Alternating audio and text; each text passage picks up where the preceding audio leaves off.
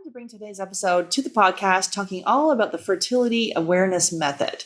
A lot of the times we're on the fertility journey, we're not sure if we're ovulating. We're not sure what our cervical mucus can mean. We're not sure if we have irregular cycles or amenorrhea, or we've got spotting, or we're dealing with heavy periods. What all this means for your fertility and what you can do right now to optimize your preconception health. Excited for you to listen. Let's go.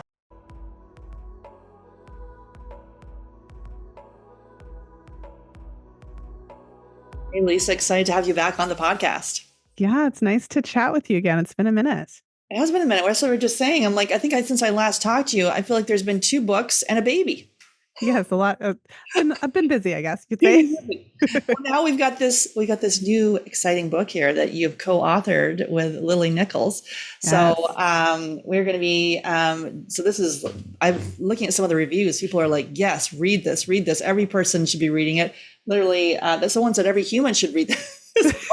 So I'm like, yeah, and it is like a deep dive into the research and really talking all about how, what we can do to optimize preconception health. And today's focus, I wanted to get into the fertility awareness method, which is what you're an expert on.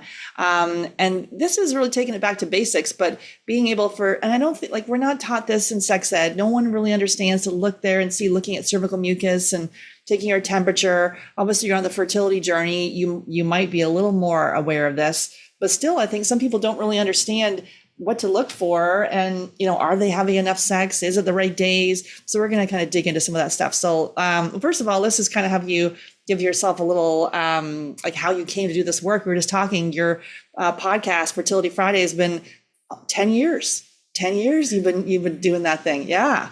It's crazy. Well, I mean, the short version is that when I was in my teens, from the time I had my first period, it was actually painful. And so I was put on the pill really early on. And that experience, it was an interesting one, because I went on the pill, and the quote periods, like the withdrawal bleeds that I experienced, were easier to manage. And being a child, basically, I thought to myself, like, oh, I'm fixed. So every now and then I would come off the pill, and lo and behold, when my true periods came back, they were worse. They were the same as they were before, or even worse than they were before. So I didn't have the language to describe what was happening to me, but I did observe that whatever the pill was doing, it wasn't a true period. And so then when I actually needed birth control, because at that time I wasn't using the pill for birth control, I was just using it for kind of pain management, that kind of thing. I didn't trust the pill, because I wouldn't remember to take it at the same time and all that stuff. So I remember thinking to myself that if I went on the pill, I was going to use condoms all the time anyways. But I grew up in the era where they told us that condoms worked. So I was like, well, if I'm going to use condoms all the time, why not just use them and come off the pill and see if I can figure out what's wrong with my cycle? Because although I didn't have the language to describe it, I didn't feel like it should be painful. I knew my friends didn't have as much pain and all that kind of stuff. And so it was right around that time that I discovered fertility awareness. And so, to make a long story short, I dived right in like a fish to water. I learned to chart my cycles. And in addition to using the method for birth control, I learned about this connection between the menstrual cycle and health. And I was able to track my cycles and kind of take that information for granted throughout my 20s. And then when I had my first son, he was born the day after my 30th birthday. So when I had my first son, that was when I really started to look around and just observe how many women were struggling with fertility challenges. And I was basically sitting on this information that had really been life-changing for me. So it was around that point that I decided to start the podcast, put this information out there, and it was well received. And that's, the books came out of that, because of course, when women discover this knowledge about their cycle, immediately their response is like, why didn't everyone tell me about this? Why didn't anyone tell me about this? And everyone needs to know this, right? So this has been my contribution to this issue, to try to continue to draw attention to this it's interesting, because it's very basic information about your menstrual cycle, but we just don't have access to it. It's not something that's taught in our school systems or anything. So we really need to be the ones to do that. Yeah, well, thanks for sharing with that. I think it is, once we discover something, and then, then we do a podcast to have others learn about it too. Yeah. And so, I was just doing a Facebook Live a little bit before here at lunchtime, and so many people on the live were talking about irregular cycles, absent periods. You have the low A major high FSHs, which what we specialize in. And so it can be really confusing when you're dealing with these irregular cycles, and we start thinking we're heading into to menopause. Our whole thesis on this is it actually the adrenals, which impact the thyroid, and then impacts your FSH and your follicle count, and the whole your whole body's ability to carry a pregnancy to term. So let's talk about you're on the fertility journey. You're trying to figure out your cycle. What are some top things to look for to start with? Mm-hmm. Well, I suppose when you say you're trying to figure out your cycle, do you mean in the sense of learning how to time sex and that kind of thing, or trying to figure out what's something that's wrong with the cycle? So, tell Yeah. me. Yeah, let's talk about let's do some troubleshooting. So let's talk about, so someone's dealing with irregular cycles, and they're trying to conceive. So, and all of a sudden, maybe it's gone 30 days, it's lengthening. I've got people like, 60, 70 days. Kind of what are you seeing there, and kind of what can we look for? Mhm. Well, first thing, I feel like there's two separate issues when it comes to trying to conceive. And one is understanding timing, regardless of the length of the cycle. And the second, obviously, is what's going on with your cycles. Why are they so regular? So I think it's really helpful to identify the definition of what a normal cycle is and a definition of what an irregular cycle really is. Because what I find sometimes is that because we don't really get a lot of education about our periods, a woman will think her cycles are irregular if they're not always 28 days. So, a normal healthy cycle typically falls somewhere between about, 24 and 35 days in length. And a true irregular cycle, we tend to define if there's more variation, if the cycle varies more than 8 days from cycle to cycle. So if your cycle is sometimes 27 days and then it's 32 days, that's not irregular. It would have to be kind of varying more than 8 days cycle to cycle on a more consistent basis. So I think, first of all, that definition is helpful because we can identify what's truly irregular. So from a timing standpoint, you can still, even if the cycle's irregular, we can still apply the principles of fertility awareness charting. You just have to know what you're looking for. So primarily, we're looking at cervical fluid, basal body temperature, and the optional cervical position. So although it can be frustrating if you have a delayed ovulation, if you can start identifying your cervical fluid, and that's like, the clear, stretchy, or the lotiony type cervical fluid that you produce around ovulation, if you can start identifying that, then even if your cycles are long and irregular, you can still time sex.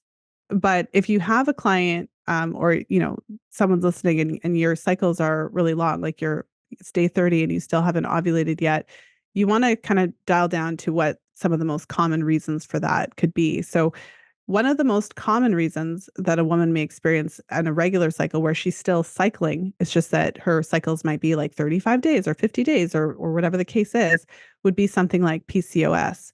And of course, that's related to insulin resistance, glucose intolerance, and those things interfere with the body's ability to ovulate normally. And so we have a whole chapter on PCOS in the book. And I would say that what's interesting from the charting standpoint is that if a woman is experiencing like irregular cycles due to something like PCOS, we typically see obviously the long cycle over 35 days if it's uncontrolled. We also typically see a bit of an abnormal mucus pattern, but it can happen in two kind of distinct ways. So sometimes women see, like if they're tracking their cervical mucus, they might see many, many days of mucus. Like, so they might have lots of days of like clear, stretchy mucus, not necessarily a lot of mucus on each day, but they'll see a lot of days where they're observing it. And then some women will see what we call like a double peak scenario where it's like their body's gearing towards ovulation and they see several days of mucus, but then it goes away. And then, in a week or so or a few days, they'll start to see mucus again. And so those are some presentations that we can typically see. So I'll throw it back to you to you can, let me know which area you want to kind of go into in more depth. But I think the point that I'm trying to make is that we have the issue itself of the long irregular cycles that needs to be controlled. But I think the myth is that if your cycle is long and irregular, then it means you necessarily won't be able to conceive. But it's not optimal, but we can still use fertility awareness techniques to time sex accurately, even if the cycles are long or irregular. Yeah, and that's like so the irregular one piece. What about the amenorrhea? What are you seeing there if someone's experiencing no cycle? Yeah, I mean, that is, I think it's interesting that sometimes those two things can be confused, where, because I hear that a lot when you're charting, those two conditions are very different. So with PCOS, like I said, it's related to, insulin resistance, glucose intolerance. So you essentially have a woman who her body is not really responding normally. She's, if she's consuming carbohydrates and it's raising her blood sugar, her body's producing insulin, but her cells are not responding to it.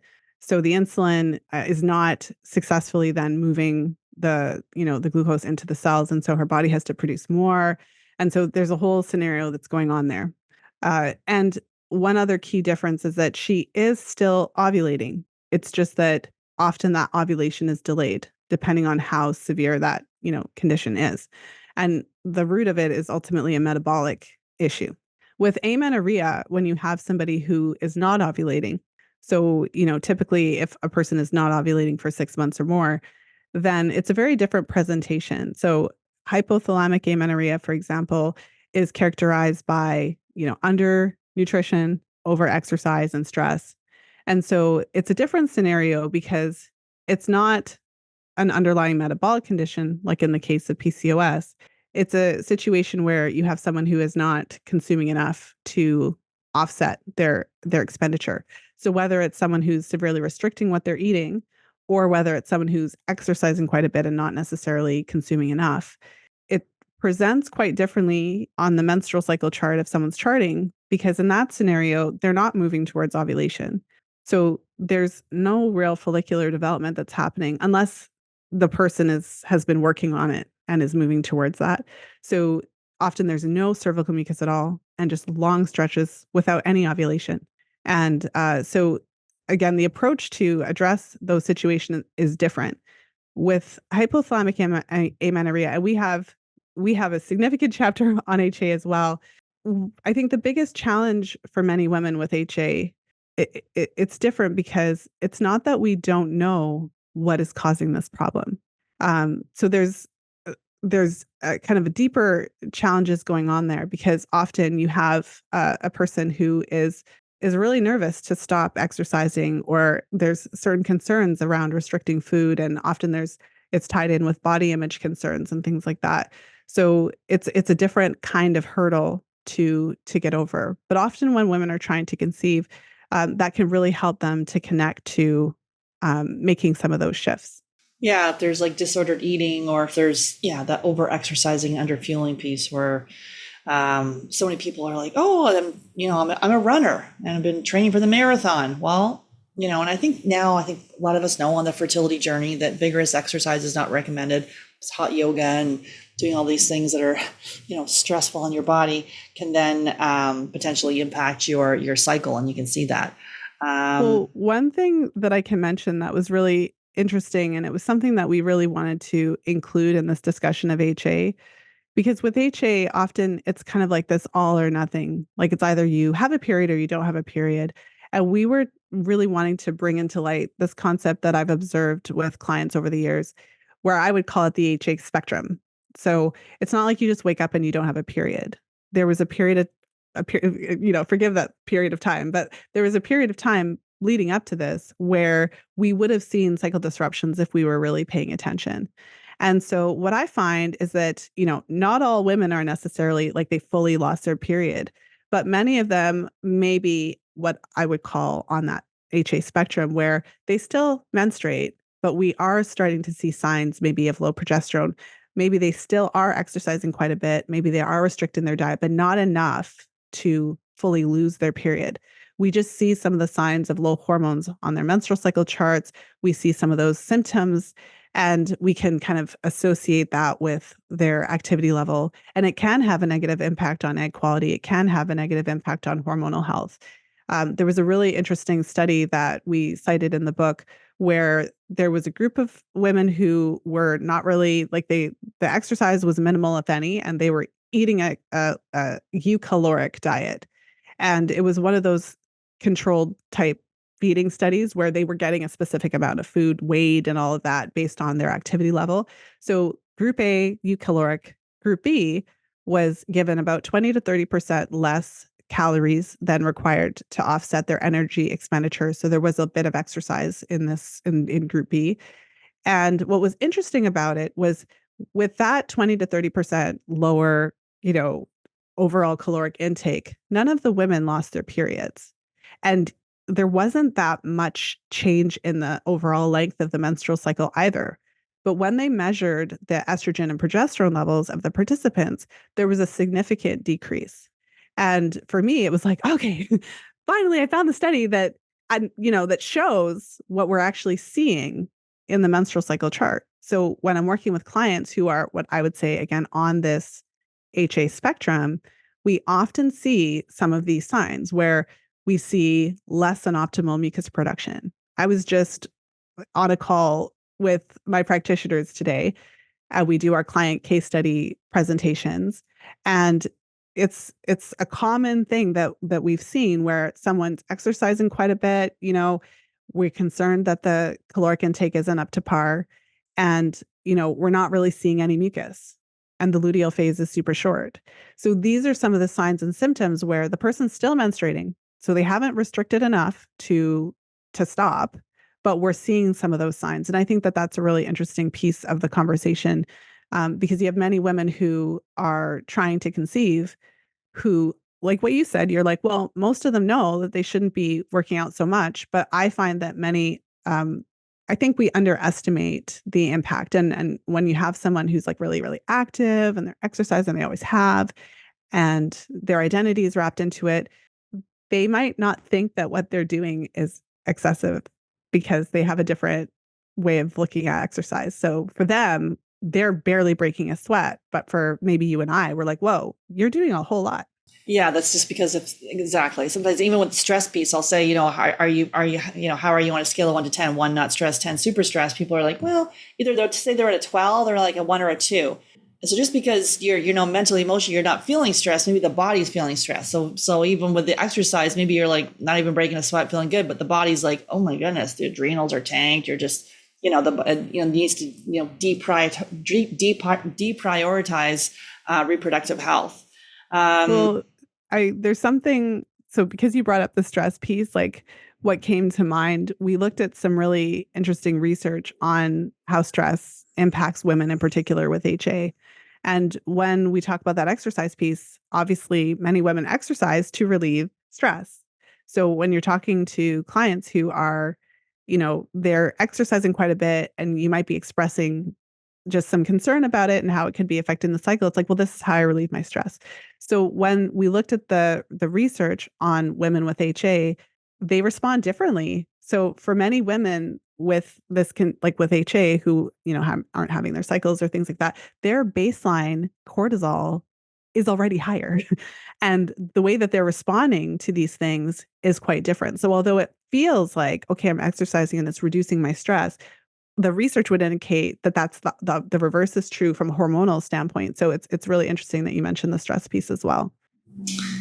Yeah, that's hard, right? When you're like, well, that's how I combat my stress is working out, doing CrossFit and, jogging. And then how do we, it's not about not doing anything. It's just basically being able, are you married to that? Like, are you married to eating a certain diet because whatever culturally, whatever it is, or are you willing to look at things differently?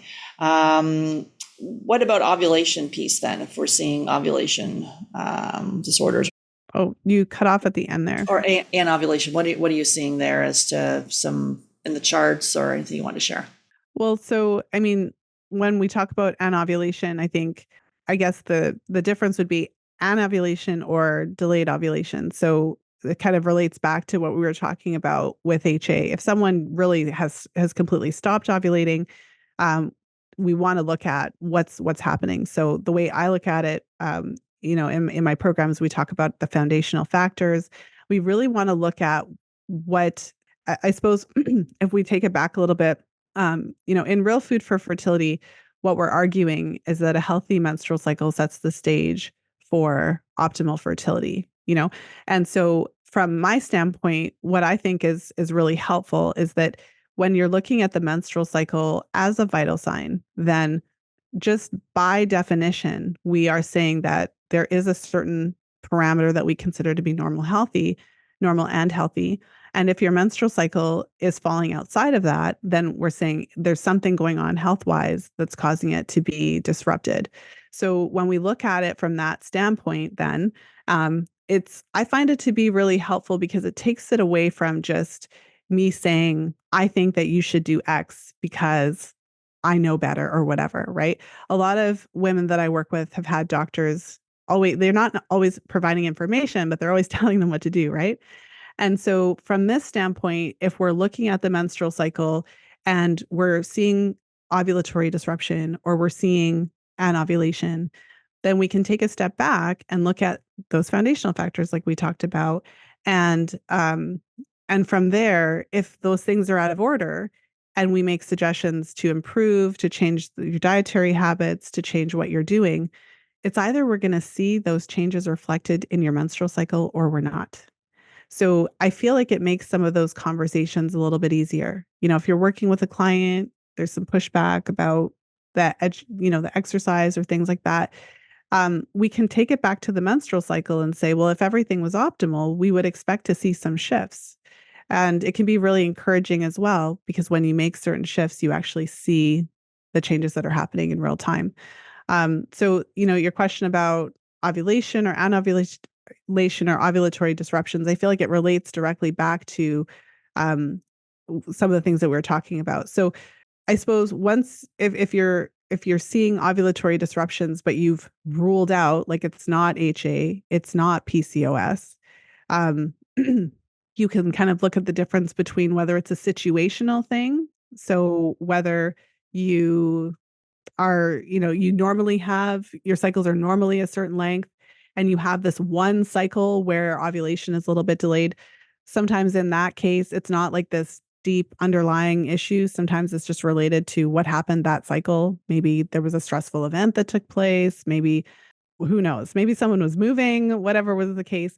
And so I think what can be helpful with menstrual cycle charting is that you can identify the difference between kind of like a one-off situation, an acute issue that's related to a specific circumstance versus a kind of underlying issue that is causing a regular change. And I suppose what we look for to determine the difference is whether this just literally happened in that one wonky cycle. I'll give everyone a weird one, or whether it's a pattern that we're continuing to see from cycle to cycle. Yeah, I guess people start to worry if they're not able to see the ovulation, or that it's getting longer, and then are they heading into that perimenopause side of things, and worrying about that. Obviously, like all the things we're doing, similar to you, we're like looking at blood sugar and thyroid, and you're getting a personalized diet and kicking out the gut infections and all of this, working on your stress too. That then we immediately will see, not immediately, but we will see the reflection, like you're saying, in the cycle, which is important, because then people are kind of like, well, is this stuff working? And sometimes the cycle gets worse before it gets better. Can you share about that, where you're sometimes seeing where people made these shifts and like, oh my goodness, now things have gotten worse? Anything you're seeing there? Yeah, I mean, I feel like with the work that I do, it really helps, like what you said of like, is this working? Is anything happening? So when we look at the menstrual cycle, we kind of break it down into a variety of parameters, some of which we've talked about already. So we are looking at the overall cycle length, but we're also looking at when ovulation is taking place in the cycle. So, if the cycle is to be somewhere between 25 to 35 days, 24 to 35 days, we would need or expect that ovulation to take place somewhere between days 10 and 23. So leading up to ovulation, we would expect to see cervical fluid, the clear, stretchy, or the lotiony type for anywhere from 2 to 7 days. And we would expect to see it for the most part in that part of the cycle, not necessarily every single day. After ovulation, we would expect the luteal phase, or the second half of the cycle, to last anywhere from about 12 to 14 days. And so when we're looking at all these different parameters, we're looking at the quality, the length of the pre-ovulatory phase, the length and quality of the post-ovulatory phase, what's happening there. So if somebody's menstrual cycle is really disrupted, if their hormones are really out of balance, then the first thing that we do is we take what we call a baseline chart. in my programs. And so the baseline chart is essentially like your first chart. So we kind of see the lay of the land, what's really happening here. We chart it in a standardized way so that we can really see what's going on with your mucus, and we can identify if there is any irregular bleeding or anything like that. And so if someone's hormones are really off, we're starting at that point. When we start making shifts, what we typically see is what I always say is if we've hit the nail on the head, we will see a shift in the positive direction. It doesn't mean we're going to go from a completely unhealthy chart to a perfect one. But with the menstrual cycle, what's really helpful about it is that if you do make shifts and you're moving in the right direction, you will actually see changes. So, I mean, what you said, sometimes it gets worse before it gets better. If a person's dealing with gut issues and, they have a setback and they can, like they're glutened or something like that, and we see something like, you know what I mean, then we will see that reflected in the cycle. I think the way I tend to look at it isn't that it's a negative thing if that happens, because I'm looking at the cycle as information. And so we can use it to kind of guide what we're doing. What I tend to see is that, like I said, if we've hit the nail on the head, if we've really identified that problem and the changes that we're incorporating are addressing it, we are going to see the shifting in a positive direction. What sometimes can happen, though, is that if you haven't quite hit the true underlying factor, you might not see that shift, or you might not see that shift in a timely fashion. And so, again, that's information. And that would indicate that we have to actually look deeper. Maybe what we thought it was isn't what it is. But once we actually figure out what it is and make those necessary changes, we do typically see the shift happen in the charts. So, my approach being very focused on charts, because that's what I do, and the menstrual, like the fertility awareness kind of approach to it, I find can be very motivating to clients, and it's very helpful as a clinician as well, because you may have the kind of you might have these ideas of, oh, I think it's this or I think it's that. But really, it's the cycle that's going to tell you if you're on the right track. So it's either the cycle's getting better or the cycle's getting worse. And I find that that's also helpful, because when I'm working with clients, it's a little bit less like about me and more about what's actually working for the client. And it really helps to make the approach more individual as well. Because sometimes what you find is that you have a few clients and they might have a specific issue, and you do these things, and the clients respond really well to it. Their charts improve. But then you'll have another client who doesn't improve to the same degree with the same strategy. So it really forces you to personalize your strategy for each individual. Yeah, absolutely. And then having that data, which is a cycle, being able to tell you right in front of Yes. you every month. Okay, what about heavy periods? What are you seeing? People telling like clots and heavy periods. What are you seeing there? Yeah, I mean, heavy periods, if you think about from a hormonal standpoint, your period is kind of like a printout of what was happening hormonally in the previous month. And if you think about what makes a period, so a true menstrual bleed is a result of your pre and post ovulatory phase from the previous cycle. So when you're approaching ovulation, as your follicles are developing, as you know, they're making estrogen, and estrogen is stimulating the production of that endometrial lining. So it's really thickening it up. And then progesterone plays a role in maturing the lining and preparing it for pregnancy. So if you have a period, I mean, I like to define things. So if I'm working with a client, I'm going to ask a bunch of questions to identify what their estimated bleeding really is. And so we're never going to get like a true measurement in that sense, but we can identify how many pads they're going through, tampons, if they're using menstrual cup, we can get a good sense of whether their bleeding is falling into the normal range or not. And so, we define the normal range in Real Food for Fertility and the Fifth Vital Sign to fall somewhere between about 25 and 80 mils for the total bleeding throughout the course of your period. And I mean, those numbers come from a variety of different studies. And typically they cap what they would consider normal at about 80 mils, because beyond that level, when a person's bleeding more than that, it could mean it's more likely that they may have an issue, something like fibroids or polyps or something that's contributing to that. It can cause them to be more likely to have iron deficiency anemia. So they do cap what they consider to be normal at 80 mils. But obviously, there are some women that bleed more than that. So when we think about them back to the kind of hormonal, I guess, lead up to the period, For women who have, let's say, an extended pre-ovulatory phase where their cycles are a bit on the longer end. So picture the woman like what we were talking about earlier, who doesn't ovulate until day 30 of her cycle. So in that scenario, let's say she has a 12-day luteal phase. So that would make her cycle 42 days. So in that example, she had estrogen exposure for 30 days and subsequent progesterone exposure for 12. And so progesterone does have this countering effect to the effects of estrogen.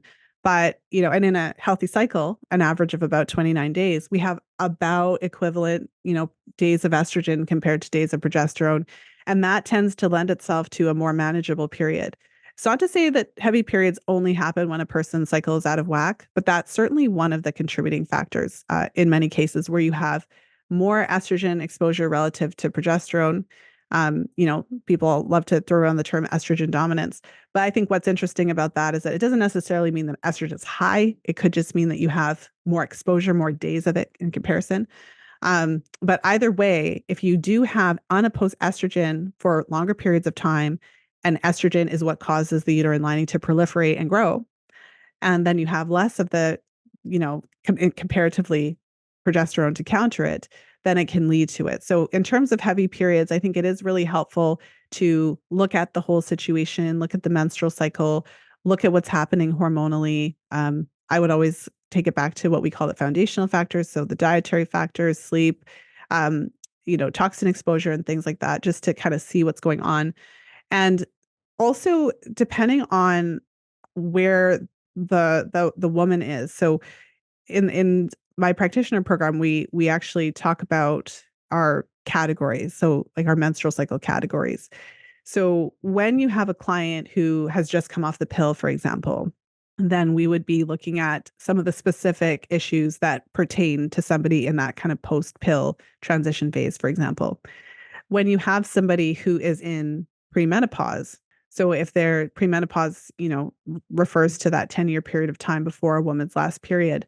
So heavy bleeding tends to be a lot more common in women who are in that age category, because in that age category, we have a much harder time producing sufficient progesterone, or we don't have the same resilience that we had in our 20s. And if we're underfueling ourselves, if we're exercising a lot but not getting sufficient protein, we're not really solid in terms of our foundations, then things can go really haywire very, very quickly. So I've certainly had a number of clients who are in that age category who just have incredibly excessive bleeding. So there's a lot of different factors that we'd want to look at. I find that focusing on those foundations, we talk a lot in the book. Of course, Lily has, and the nutritional recommendations in the book are really solid. And I think one of the biggest takeaways for any readers of the book is how important it is to get sufficient protein and fat. I mean, in balance with carbohydrates, but with a real focus on the protein. When we look at what is necessary and foundational to build and make our hormones and have our menstrual cycles work properly, we really do need to have sufficient protein. It's the building block. And then we need to have sufficient fat because whether we like it or not, our, cholesterol is a precursor to our steroid hormones. So when we minimize fat and don't eat sufficient protein, we're really setting ourselves up for hormonal imbalances and menstrual cycle irregularities. So when it comes to heavy bleeding, I certainly feel like those are some of the places we need to be looking first. Yeah, so we're not getting enough protein, then we're on this little blood sugar roller coaster all day long. Yeah. You have to breaking our fast or breakfast. We start with a muffin, and next thing you know, like that. And so many of us are not getting enough protein. Which I just put out a little thing out talking about the top was egg-free breakfasts. So 7 days of egg-free breakfast, because people are like, but if I'm taking out eggs, obviously eggs are good for choline and things like that, which are key for fertility. But maybe you're intolerant to the white, so we say take them out for 10 days, see how it feels, and then bring it back in. So we get some egg-free breakfast there. But getting away from that idea that we've got to have cereal and oats or like those pancakes, those sort of old kind of ideas of breakfast. I think even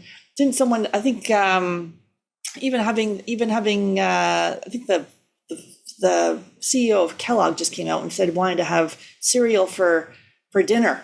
And it's like, why? You're eating empty calories full of junk. You're basically going to kill people. Like, you need to be having more protein. It's not empty. Well, I mean, we're in alignment there because breakfast, I feel, is one of the first places that I try to address with clients who have menstrual cycle challenges, because it's amazing the things that happen when we kind of improve the breakfast. It's amazing the things that happen when you front load your day with protein. It changes everything.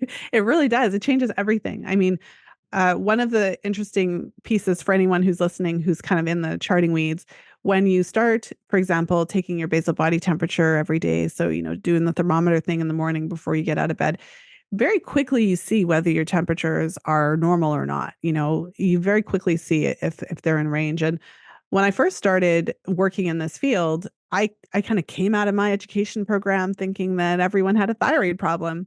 But the vast majority of the time, if someone's temperatures are really low, it's often because they're just inadvertently not eating enough foods. And so, just like you said, if you're starting your day with a muffin and that's your breakfast, but you are also simultaneously, active, you go to the gym a couple times a week, et cetera, it really doesn't set you up for success. And as I get older, just from a practical standpoint, I don't like to be hungry, hangry all the time. Like when you eat your muffin, it's great for 10 minutes, but then you're hungry again.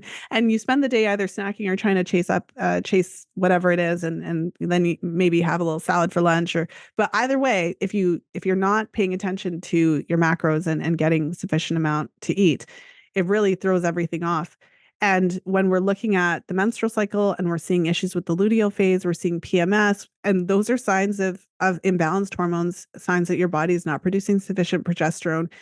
If all we did was sort out your breakfast and make sure you were getting sufficient protein, stabilize your blood sugar right off the bat, and then consider moving forward with your subsequent meals of the day, getting sufficient fat, protein, and carbohydrates in balance so that your blood sugar stabilizes throughout the day, it's amazing what happens. And you can go more than 20 minutes to an hour without a meal. It's like amazing, right? Right. You don't need to carry snacks when you leave the house and as you're going to pass out and die if you don't have Yeah. your meat stick Life or whatever you changing. have. Right. Okay. So so let's just do one more on the period here. The spotting piece. People are dealing with spotting in between cycles. What are you seeing there? Hmm. Well, we've touched on it in different ways throughout our conversation. So I think first of all, I'd like to make that distinction between mid-cycle spotting that's happening. So it's after your period is done, but it's happening throughout the cycle or mid-cycle versus the spotting that you might see prior to your period starting.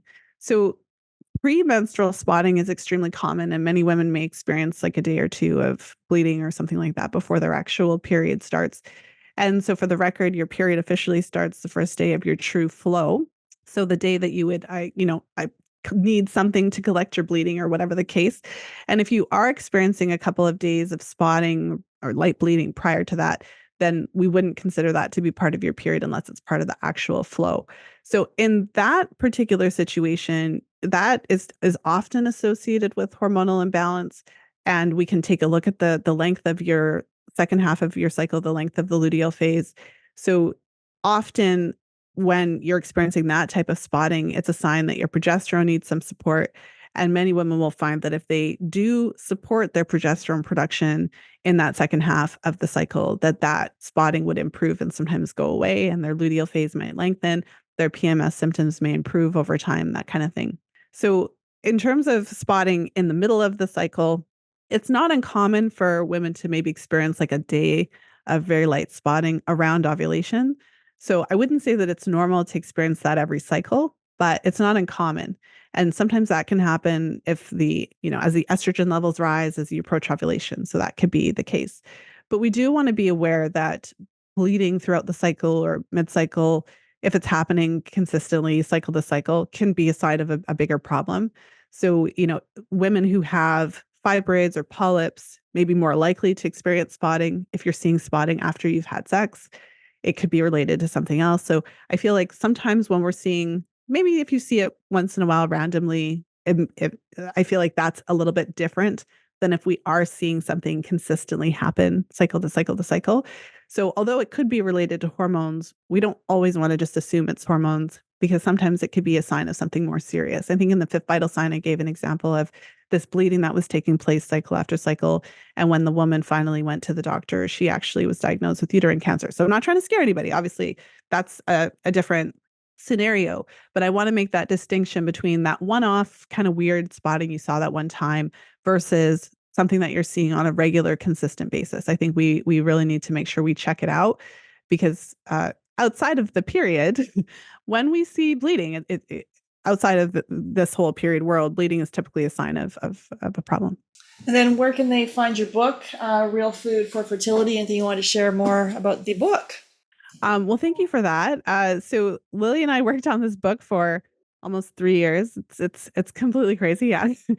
And we hit some kind of epic record between our books with our citations. So we had over 2,400 citations in the book, so much so that we decided to we don't actually have all the references in the back of the book. We included as a separate PDF download.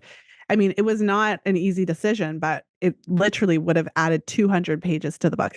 So what we intended to do with Real Food for Fertility, the reason that it came about was that we've been friends for quite some time, and we actually were book buddies when Lily was writing her book, Real Food for Pregnancy, and when I was writing The Fifth Vital Sign. And what we found after the release of our books is, of course, I was always recommending Real Food for Pregnancy to my conception clients, but I wanted everybody who, even my clients who were not trying to conceive and didn't even want to conceive, I also wanted them to read the book because the nutritional and dietary principles were very, very solid for supporting menstrual cycle health. And similarly, Lily would often find herself recommending my book to clients who weren't yet pregnant, but looking for support on, conceiving and all of those things that I talk about in my books. So we wanted to come together and create this resource. So Real Food for Fertility, obviously, we feel is an excellent resource for anyone who is planning ahead, trying to conceive right now, because we really dialed into is what is helpful and necessary for preconception preparation. And we wanted it to be a really solid resource that women can turn to. So that's why we have such a strong focus on the science and evidence. So you can feel really comfortable. Anything we talk about, you can go to the reference. And especially if you're having some of these conversations with your practitioners, it's sometimes really helpful to know where the information is coming from. But I would take it a step further and say, even for women who are not actively trying to conceive, this book provides that kind of dietary nutritional foundation for healthy menstrual cycles in general. So I think that we really achieved that goal of creating this resource for women. And I've been waiting for this book. I'm so excited. So I'm using it as a textbook in my practitioner program. And of course, all of my clients get a copy of it because this is the foundation that we want to focus on to support optimal menstrual cycle health. So thank you for that. I kind of went on a little ramble there. The book is available on Amazon. You can just type in Real Food for Fertility. And if you want to learn more about Lily and myself, you can head over to realfoodforfertility.com. There's information there about Lily's other books, her blog. We're both on Instagram, and there's also information there about my podcast, Fertility Friday, and all the other fun things that we're doing. Awesome. Great. Any final thoughts for us today, Lisa? I would just say that for anyone who's trying to conceive, definitely jump into charting and cycle charting. You don't have to go all the way down the rabbit hole. Even if all you learn about is your cervical mucus and how it relates to timing sex, then you're well on your way. So definitely jump in and learn a little bit more about charting. Awesome. Thanks so much. And thanks for all the work you're doing in the community. Thanks for having me.